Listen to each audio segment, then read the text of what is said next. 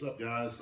It's April 4th here at home. Today is my mom's birthday. It's been the day with her.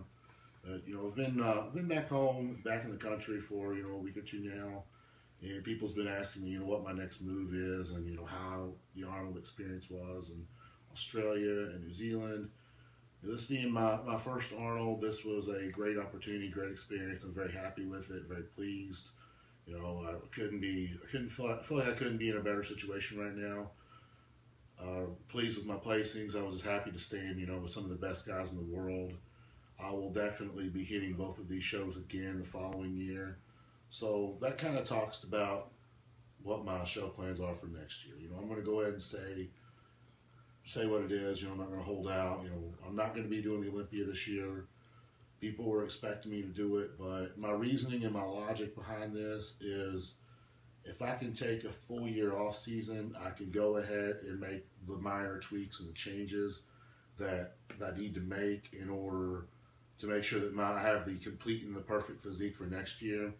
I've got my feedback, from the judges on what I need to work on in terms of physique wise. I've also got my feedback in terms of my presentation. And I will admit that I'm a little bit on. I don't cheat on the diet. I definitely don't slack in the gym. I don't cut my cardio short, but I do get a little lazy sometimes when it comes to posing. And since that was one of the primary things I was critiqued on, it's not something I'm real happy about, wanting to do, but I've made the commitment to myself, after talking to several of the judges, and, Chris Cormier. I'm probably going to end up doing 45, 50 minutes a day leading into my next shows once the prep starts. So I'm going to make sure that I have every angle covered to make sure that I'm a completely new person for the following year.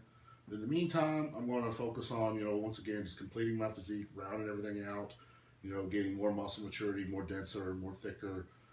Not really shooting for a specific number on the scale. So whether I end at 280, whether I end at 300, whatever it is what it is. I want to stay in the best possible presentation I can, while still making improvements. And this year, also, I'm going to talk to a lot of the young people about this, is learning how to enjoy the off season. There's a difference in getting fat and sloppy in your off season and actually being able to enjoy it. Because at one point in my life, off season was just not even really off season. It was like, it was still prep for me because I remember, I think I went 4 or 5 months into my off season before having the first cheat meal.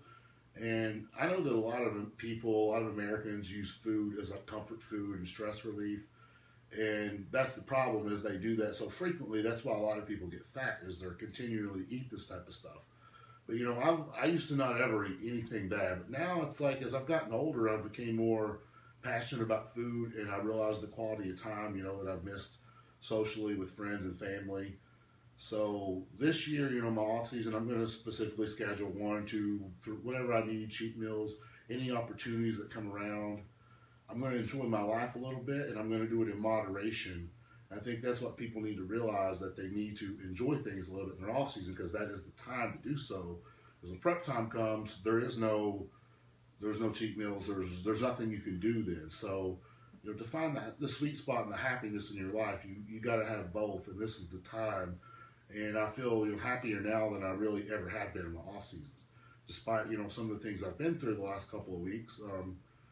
I ended up, when I flew to New Zealand, I've always had like my ears will stop up on planes, but usually it comes undone whenever I land or the next day. Well, this time my ear actually never released. I'm still having an issue right now. I dealt with an ear infection, cleared the infection. I've still got some water on my ear, so I've got about 40-50% hearing on this side, and it's going to be that way for another 1 to 2 weeks after seeing an ENT and getting some medication for it.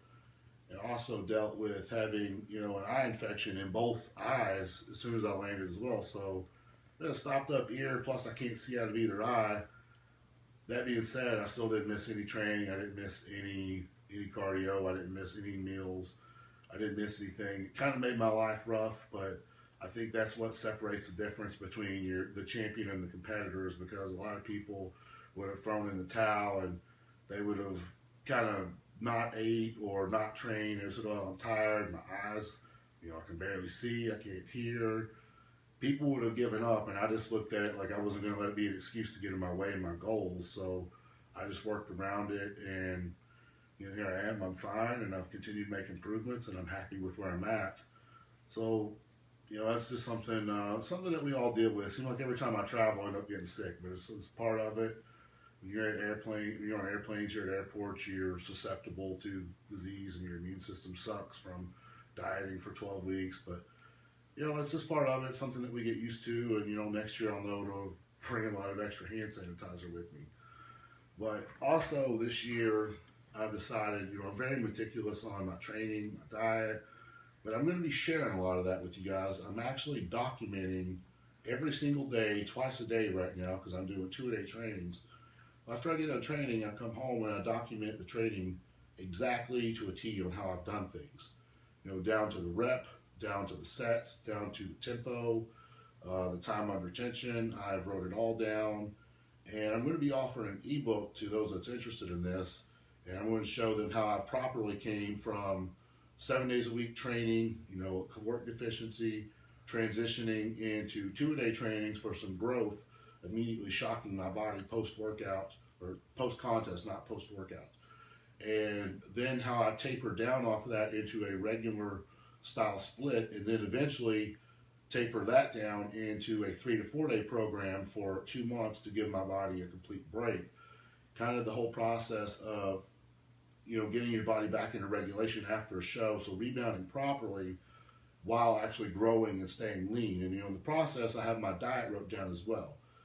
I won't be posting every single dietary change, because sometimes as it may change daily or every other day, nobody wants to see 40 or 50 sheets worth of diet, but I will show, start to finish, this is where I started, these are the foods, the food bank that I used, and also I'm going to talk about why I make the changes and go into detail of whether I up the calories, whether I pull the cardio out, whether the training intensity, go 2 days and 1 days, 5 days a week, 4 days a week, why all that plays a role, why the diet and the training has to go hand in hand in order for the two to work functional together.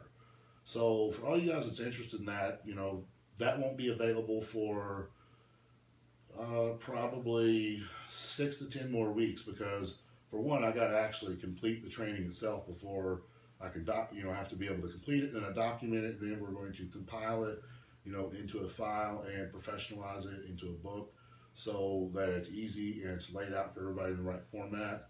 So I want to be able to offer that, just so you guys can actually see set for set, rep for rep, exactly what I'm doing.